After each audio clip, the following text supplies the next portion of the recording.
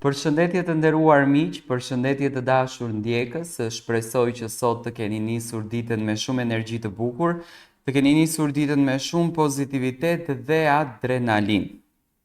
Sot do të nisim këtë ditë duke komentuar darkën e mbrëmshme, duke komentuar sqarimin që bëri Gjesti në suit së bashku me Eglin dhe atë temën shumë të përfolur që Gjesti do të thyej kutinë e unazës për t'i propozuar Eglit një fejes apo martesë brenda kësaj shtëpie. Unë njëherë do të lexoj kronologjinë e kësaj se çfarë ka ndodhur dhe më pas do ta komentojmë së bashku të gjithë ngjarjen që në fakt mbrëm ka patur një vëmendje goxha të madhe brenda shtëpisë. Shtëpia e Big Brother është gjithmonë skena e ngjarjeve surprizuese, por ajo që ndodhi mbrëm mes Gjestit edhe Eglit i ka lënë të gjithë pa fjalë.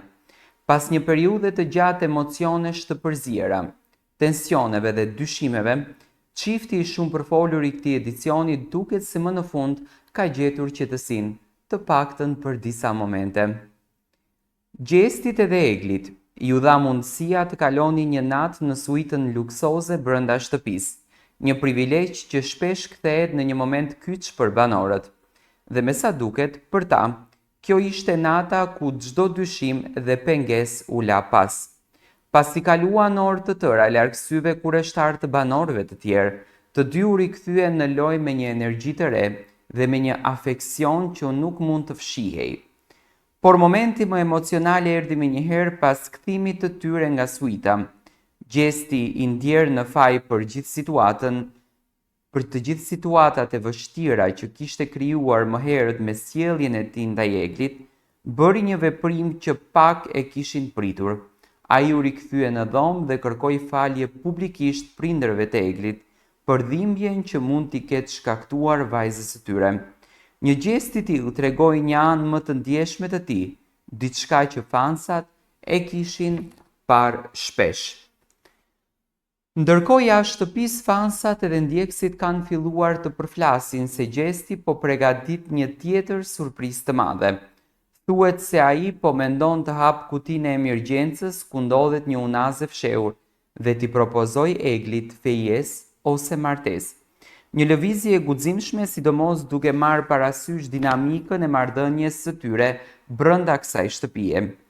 Nëse ndodh kjo, do të ishte propozimi më i bujshëm në historinë e Big Brother VIP Albania, duke shënuar një moment të paharrueshëm për fansat dhe për vetë çiftin. Megjithatë, mbetet për t'u parë nëse Gjesti do të marrë këtë hap apo nëse gjithçka është thjesht një strategji për lojën. A është dashuria mes tyre e vërtet apo thjesht një tjetër histori që do të shuhet sapo të dalin nga shtëpia? Publiku është i ndarë në këtë pikë, por një gjë është e sigurt: drama, surpriza dhe emocione nuk do të mungojnë në ditët në vijim. Do me thënë, ju të gjithë jeni tashmë dëshmitar të atij momenti që ndodhi mbrëm në shtëpinë e Big Brotherit. Gjesti dhe Egli patën disa orë sqarimi. Në këto orët e sqarimit unë e pash që i kishin munguar shumë njëri tjetrit, kishin munguar buzëqeshjet e tyre, kishte munguar humori dhe energjia e Gjestit që Gjesti e përfiton nga momenti kur është me Eglin, kishte munguar dashuria e madhe e një çifti që luftojnë për të qenë pranë njëri tjetrit, në thënë emocione të trazuara që në fakt i japin laramanin këtij spektaklit. Egli dhe Gjesti do të mbahen mend në Big Brother për dashurinë që dhuruan, për emocionet që dhuruan, për pasionin që dhuruan, për jetën e bukur që do të bëjnë pas këtij spektakli, por mbi të gjitha edhe për atë ndjeshmërinë shpirtërore. Në një nga bisedat ishte një bisedë ku Egli tregon Gjestit se si e pritën prindërit jashtë. Egli tha: kur unë shkova në shtëpi, prindërit e mi ishin të thyer shpirtërisht. Dhe tha: aty e kuptova që kisha bërë shumë gabim në këtë Big Brother. Dhe Gjesti tha: mos më thuaj. Egli tha: po, kjo është e vërtet. Prindërit e mi tha e kishin përjetuar shumë keq këtë pjesën, por nuk ka gjë. Ato tha janë shumë njerëz të butë, shumë njerëz të mirë dhe shumë të kthyeshëm dhe mundohen që ta mirëkuptojnë të gjithë situatën. Pas përfundimit të kësaj darke, edhe pse gjesti u çua në këmbë, por edhe nga tavolina kur po darkonin me Eglin u kërkoi shumë falje prindërve të saj, domethënë çuditërisht po më befason mënyra se pse gjesti nuk e ka kuptuar dhe më herët që mund të ketë lënduar prindërit e Eglit, por ai përsëri pasi u kthye në suite, u drejtua drejt kamerës duke kërkuar falje për prindërit e Eglit, për të gjithë shqetësimet, për të gjithë ngarkesën emocionale shpirtërore, për të gjithë ndjesitë e rënda që ja ka krijuar Eglit. Dhe me premtimin dhe shpresën që ato të arrijnë ta kuptojnë gjestin dhe të arrijnë të kuptojnë arsyen pse gjesti e ka bërë këtë gjë kaq të madhe. Gjithsesi, po përflitet shumë tani dhe në strategjinë e lojës së gjestit. Ju e dini shumë bukur që brenda shtëpisë së Big Brotherit ndodhet një kuti emergjence që ka një unas. Ajo kutia deri në fund të këtij spektakli duhet me patjetër të thyet ashtu siç u thyen të gjitha kutitë në Big Brother.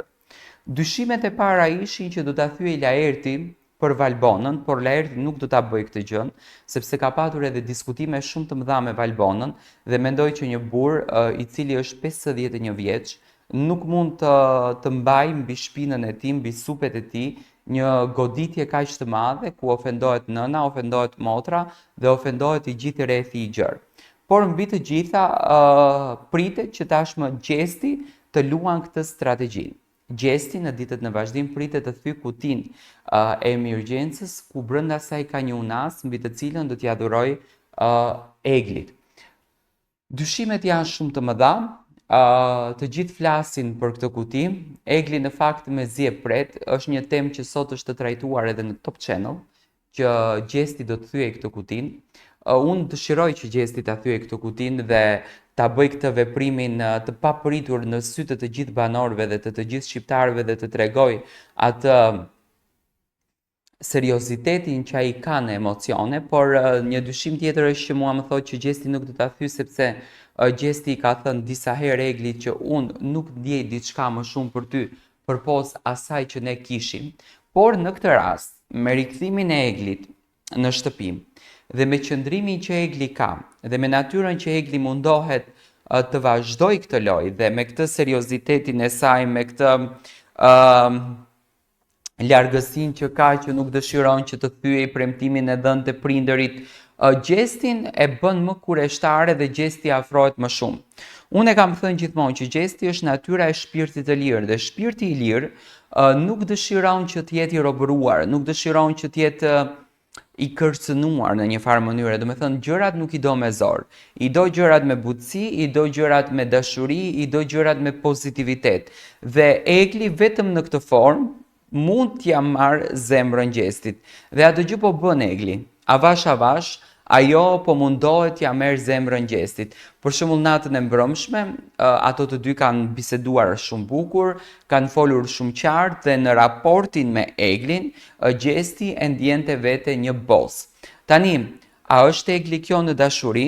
Unë nuk e besoj që Egli mund t'jetë kjo, sepse Egli në momentin që do t'a lëshoj veten e saj dhe nuk do të ketë më filtra dhe nuk do të ketë më prapavia dhe mure që ato do t'a ndalojnë që mos e bën këtë gjën, Egli do të shndrohet përsëri në atë Eglin që ka qenë.